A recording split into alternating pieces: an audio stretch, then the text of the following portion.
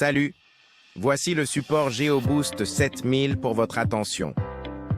La machine est conçue pour l'étalonnage des turbocompresseurs en mode statique et pour le test et le réglage des turbocompresseurs en mode dynamique.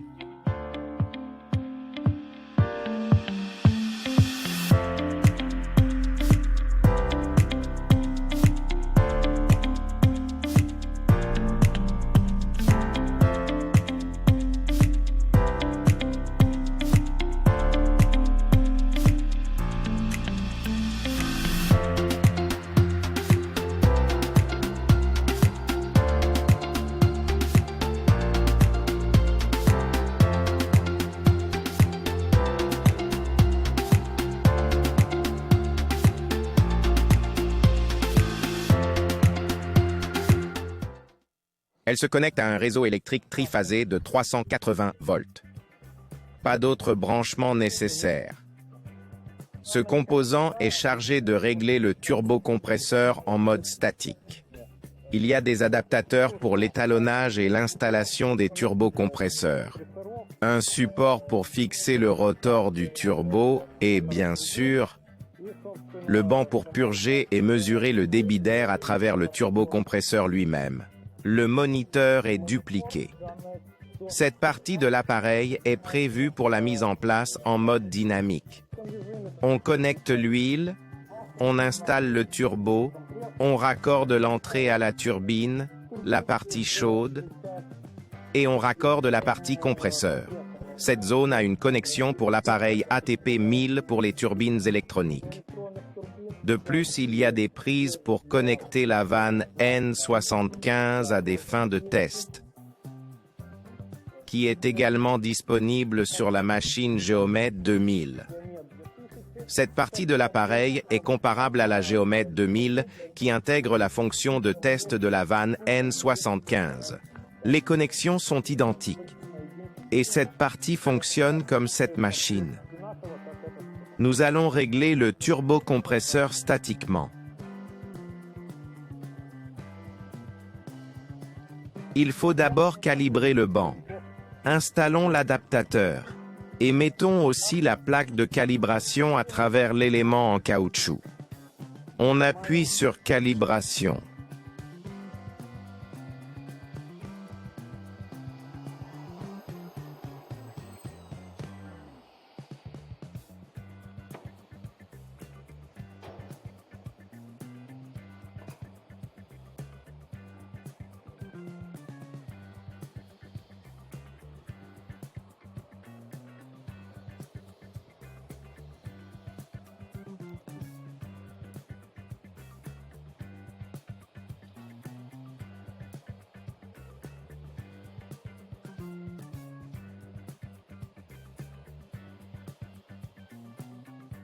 On sélectionne le numéro du turbo.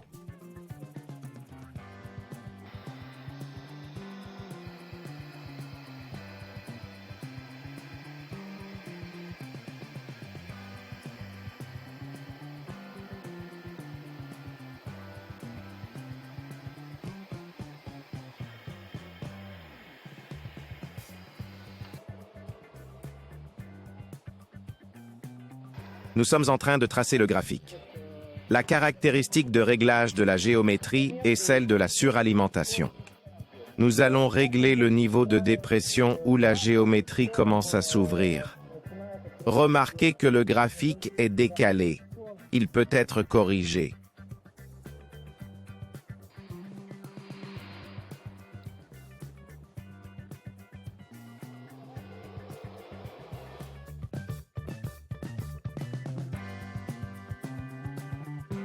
Le turbo est réglé. La ligne blanche est l'original. La rouge est notre ajustement.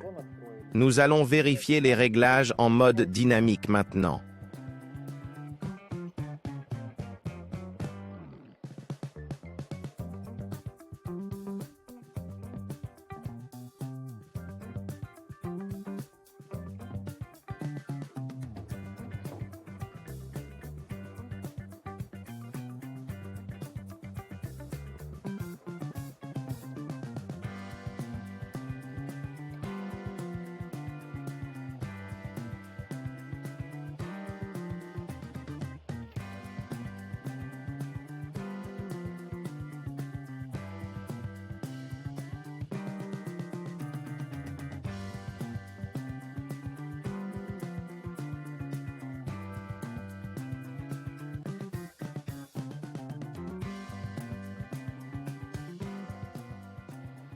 L'huile est en marche.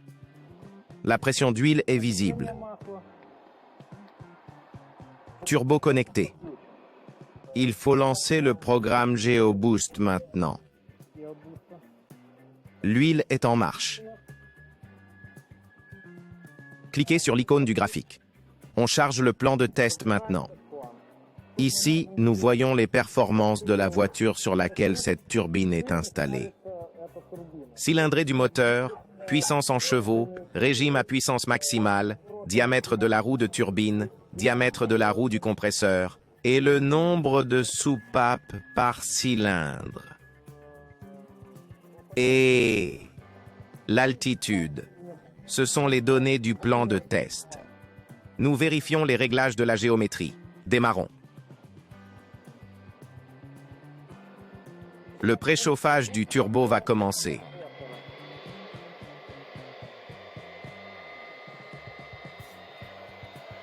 N'oubliez pas de connecter le vide.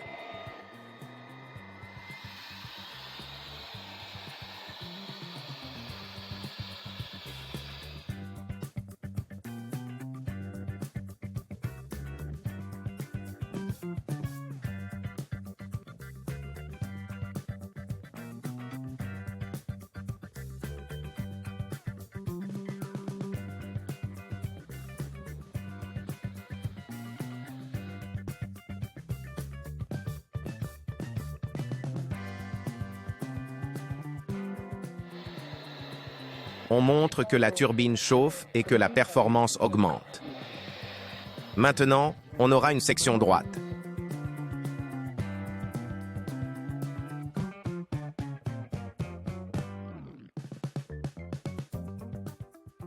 On voit que le turbo a chauffé.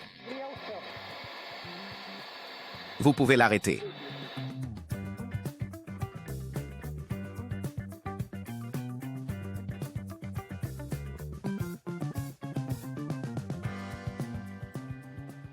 Nous avons maintenant vérifié les réglages de géométrie de ce turbocompresseur en mode dynamique. On voit que les réglages de géométrie ont légèrement décalé. La géométrie est légèrement bloquée et doit être relâchée. Passage en mode de réglage de la géométrie. Début maintenant.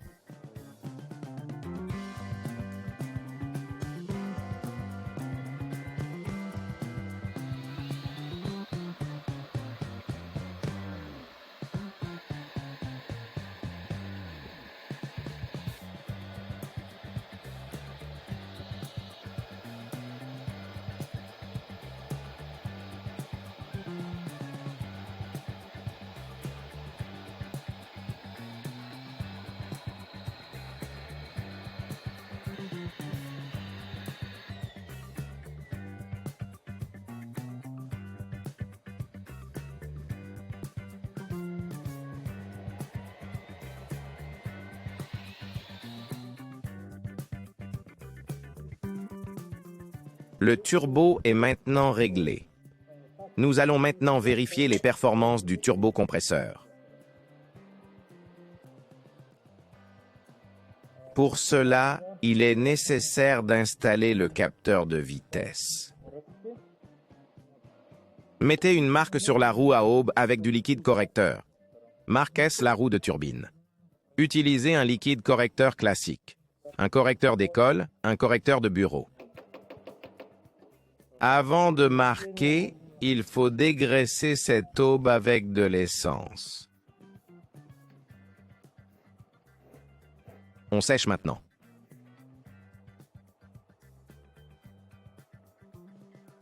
Et nous appliquons la marque. Marquez toute la pale, pas juste une partie. Quand il est sur la voiture, le correcteur brûle. Ce n'est pas grave. Pas de mal pour l'équilibrage.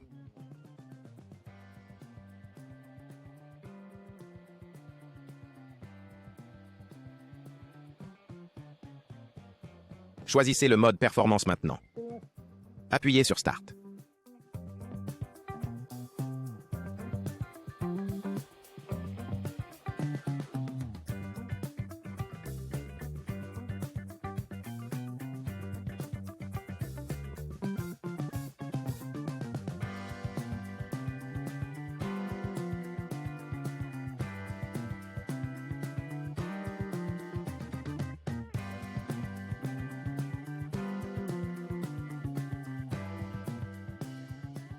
Le graphique montre que le turbocompresseur fonctionne nettement mieux que la tolérance.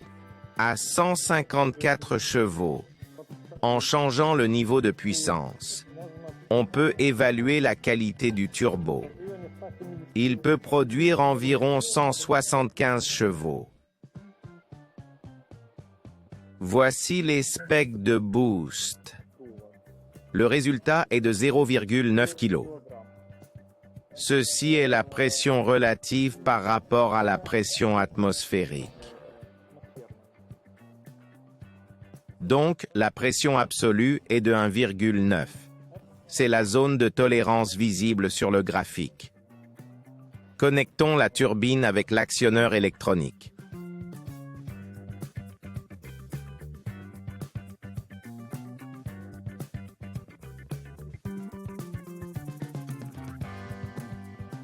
Alignez le trou.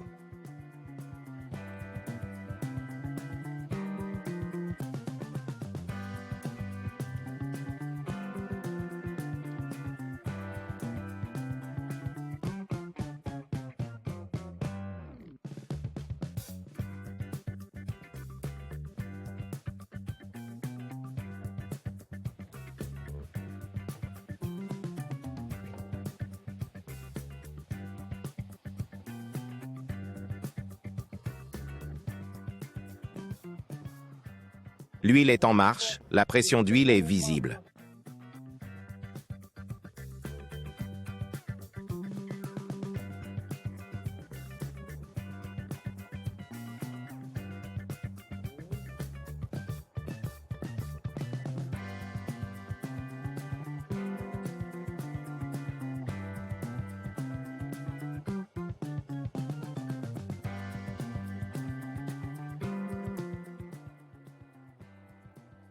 Comme ceci, l'USB se connecte ici.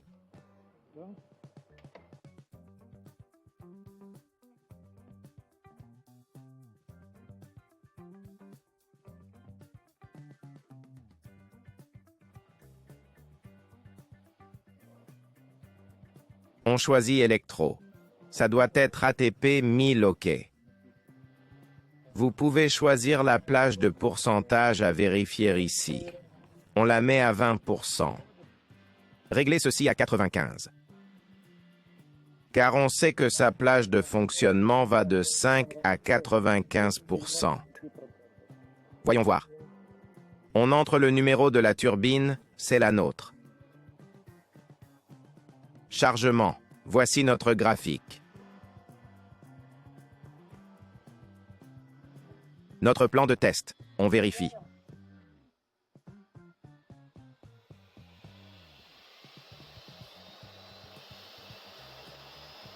On a oublié de mettre le capteur de vitesse et le système nous l'a rappelé.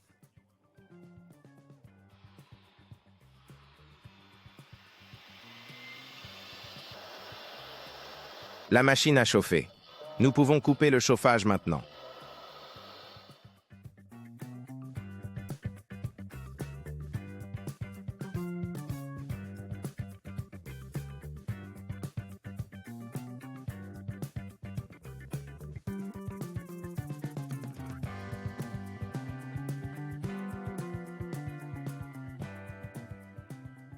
Voici le calcul des données pour cette turbine.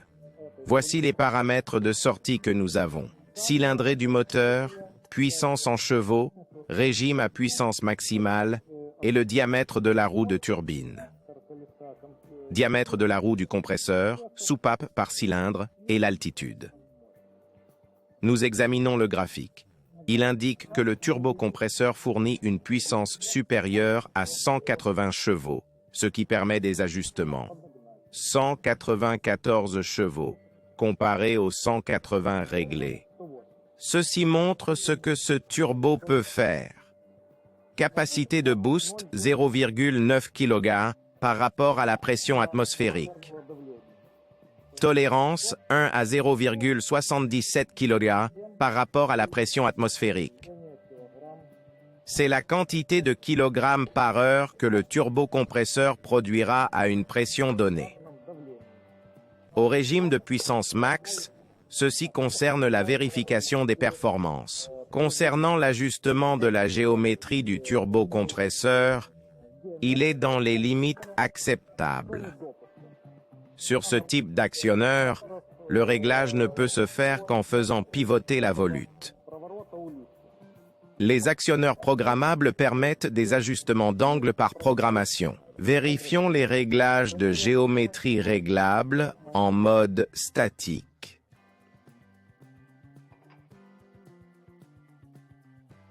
Turbo avec actionneur électronique.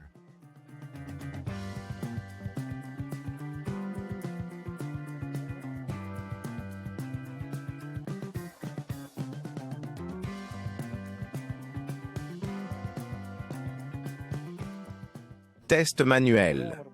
On vérifie le fonctionnement de l'actionneur pour blocage ou mauvais fonctionnement. Raccordez-le à l'appareil.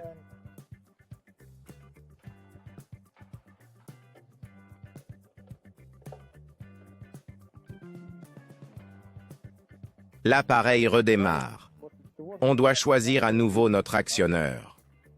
Le PC est allumé, l'appareil est donc lié à l'ordinateur.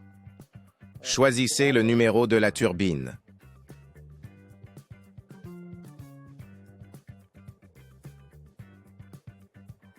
Nous pouvons le visualiser maintenant. Il indique 78%. Il devrait être à 66%. Nous devons aussi passer du mode pneumatique à l'électrique. Un indice est donné ci-dessus. Que faire? Changer l'option de langue. Positionnez l'actionneur pour correspondre à la géométrie complètement fermée, puis appuyez sur le bouton de démarrage. Géométrie fermée au maximum. Démarrer.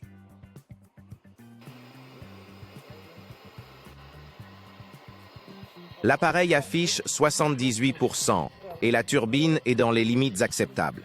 Nous pouvons maintenant appuyer sur Arrêt.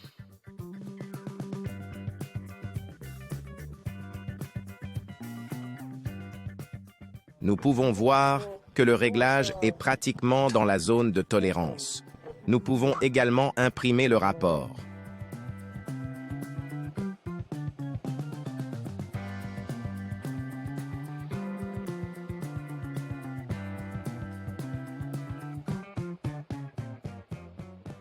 Voici notre graphique. Il montre les tolérances et les résultats de l'ajustement. En mode géométrie et turbo, on peut vérifier le jeu. Dans cette partie, nous pouvons évaluer l'état d'usure de la géométrie du turbocompresseur. Actionneur électrique. 80. Ici, nous réglons 90. Démarrer.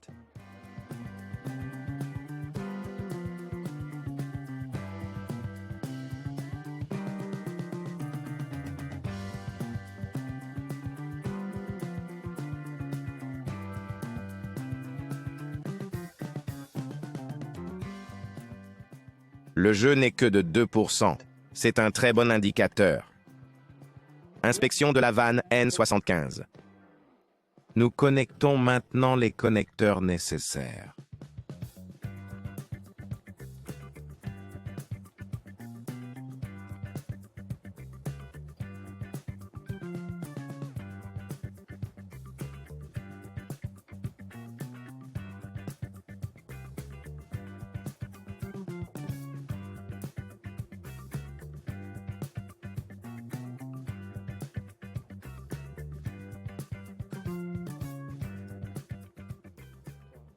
Il est essentiel de fermer la vanne. Voici notre numéro.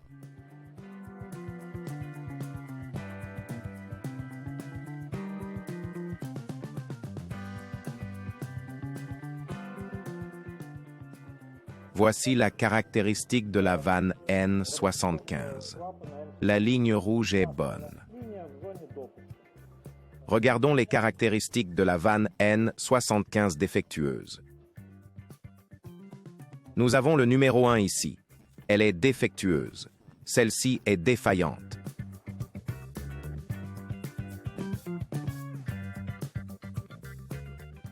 On peut imprimer le rapport.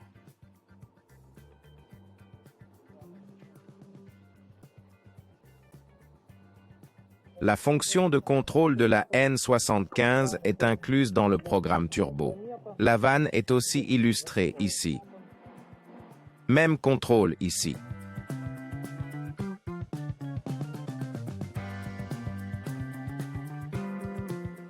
On peut aussi imprimer le rapport.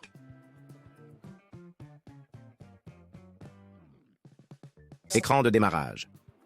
Le bouton devient vert. Le mode technicien démarre. Suivant. Si on appuie sur Suivant, nous accédons au mode graphique. Ici même. Pour choisir le turbo, cliquez sur Charger le plan de test. Le bouton pour sauvegarder le plan. On clique sur l'icône disque pour sauvegarder. Bouton d'impression. Lorsque nous avons créé des graphiques, nous pouvons les imprimer. La fonction de contrôle pour N75. La fonction de contrôle du jeu de géométrie du turbo. Configuration des dépenses pour un point spécifique, signifiant l'ajustement de l'arrêt. Et le mode graphique est disponible. Dans ce mode, nous avons la fenêtre qui affiche les spécifications du turbocompresseur et la voiture sur laquelle il est monté. En particulier, le modèle du turbocompresseur, son numéro, c'est-à-dire son nom. Numéro de série, diesel. Spécification du moteur, diesel ou essence. Cylindrée, puissance. Régime max, diamètre roue, turbine max, diamètre roue compresseur max. Nombre de soupapes par cylindre. Altitude. Voici la tolérance selon les spécifications établies. Le résultat en kilogrammes par centimètre carré, soit en bar. Consommation en kilos par heure. Les graphiques. Nous allons charger le premier turbocompresseur que nous trouvons. Quelle est la signification de cette machine? Cette machine peut ajuster la géométrie du turbocompresseur selon le plan de test, basé sur les caractéristiques enregistrées. Ça, c'est une chose. Et deuxièmement, nous pouvons voir dans quel mode fonctionne notre turbocompresseur. En mode de son rendement maximal. C'est cette petite bosse. Elle indique le réglage auquel le turbocompresseur atteint sa performance maximale. On peut en charger un autre. On voit la bosse ici. Le réglage de géométrie est visible. C'est l'ajustement de la butée. La butée réglée. Ceci est la butée. Elle montre comment la turbine se gonfle à la butée et atteint la puissance maximale. Les turbos peuvent avoir une bosse, ce qui signifie qu'ils peuvent passer par le mode de puissance maximale ou fonctionner sans cela. Ce turbocompresseur est configuré pour le mode de puissance maximale.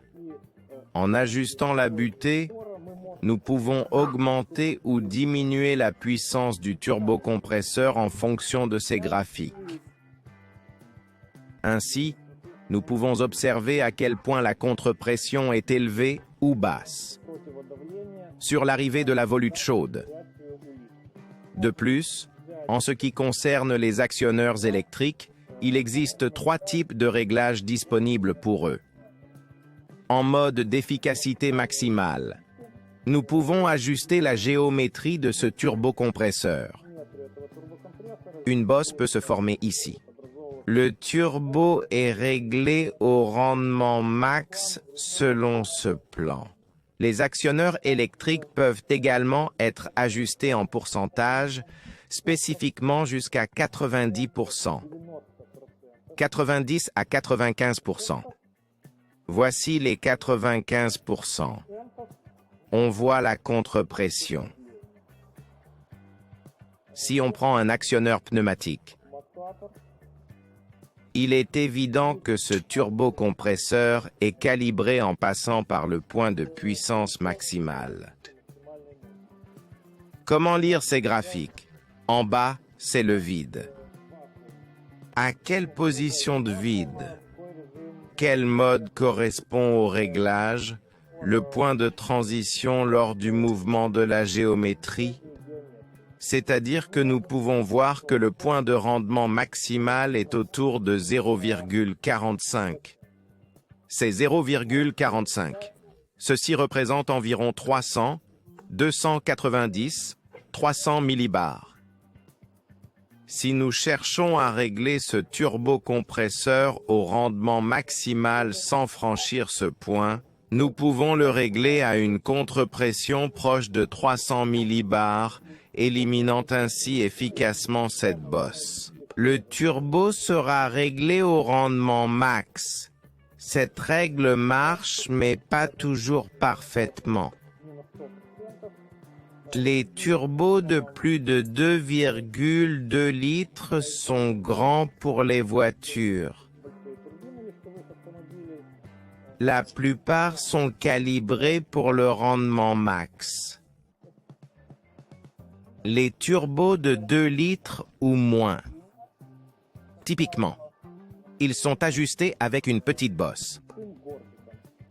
Cet ajustement n'est pas très précis, puisque le travail principal du turbocompresseur dans une voiture est de générer une pression maximale.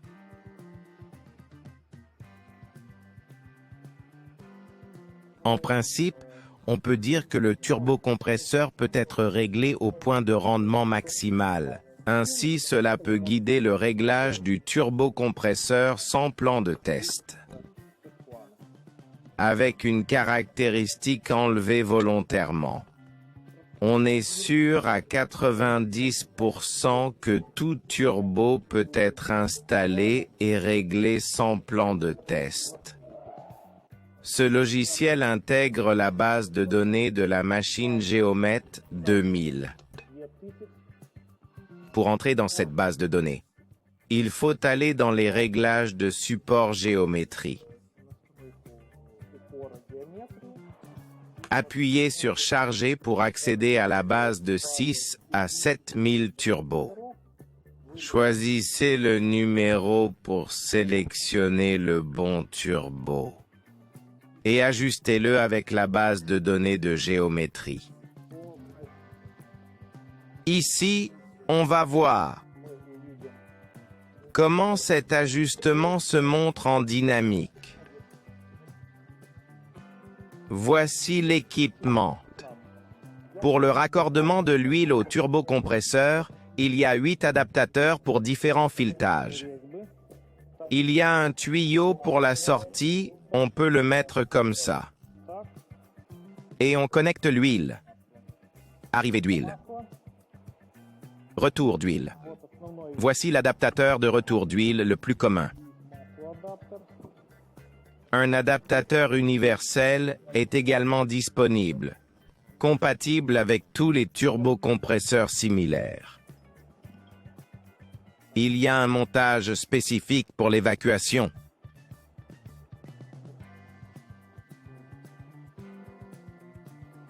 Des adaptateurs pour l'huile sont disponibles. Ce sont les obturateurs disponibles pour les turbocompresseurs équipés d'un collecteur. Joint en caoutchouc pour eux. Vous montez un de ces adaptateurs sur le conduit d'arrivée. Les bouchons peuvent être enfoncés à l'aide de colliers de serrage manuel. Vous pouvez employer n'importe quel type en fonction de la commodité.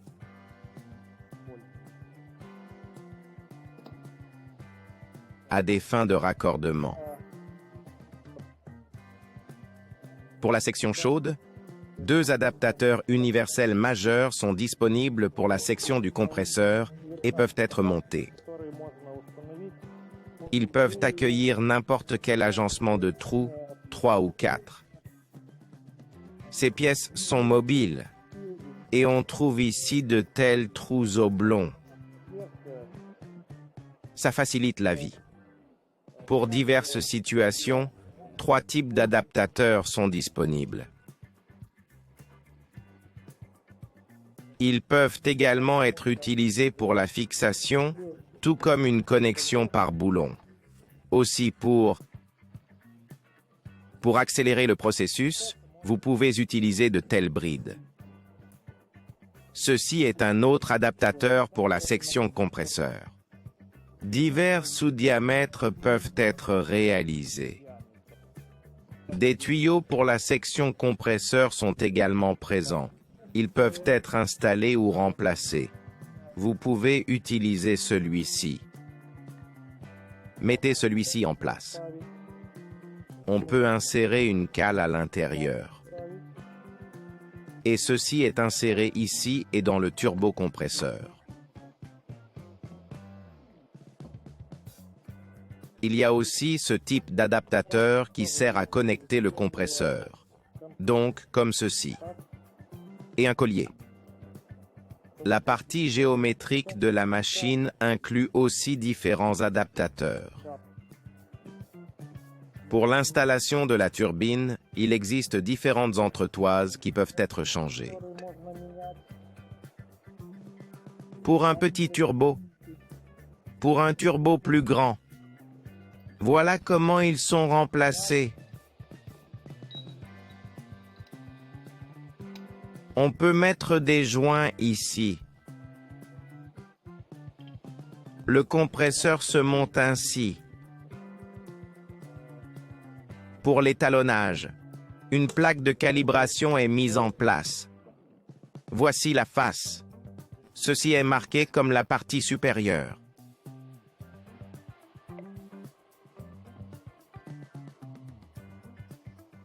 Vous pouvez utiliser n'importe quelle fixation que vous avez sous la main pour le montage.